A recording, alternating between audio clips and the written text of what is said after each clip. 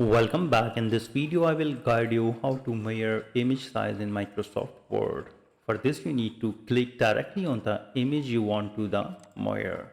And now look at the top ribbon menu. A new tab named Picture Format will appear at the very end. Click on it. And now look at the far right side of the ribbon. You will see the size group showing the exact height and width text field. This is the height of the image and this is the width of the image. Moreover, if you need to see the original scale percentage or check if the aspect ratio is locked, the layout dialog box is the best tool. For this, you need to right click on the image and click on the picture format.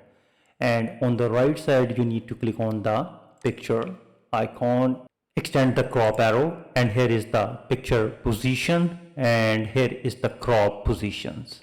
Moreover, you can also right click and click on the size and position and click on the size tab, and here is the height of the picture and here is the width of the picture, and here is the original size of the picture. The height is 1.76 inches and width is 2.6 inches 63 inches, and you can also check the log aspect ratio is also checked. So this way you can easily measure image size in Microsoft Word. If you think this video is helpful, please support my channel. Thanks for watching.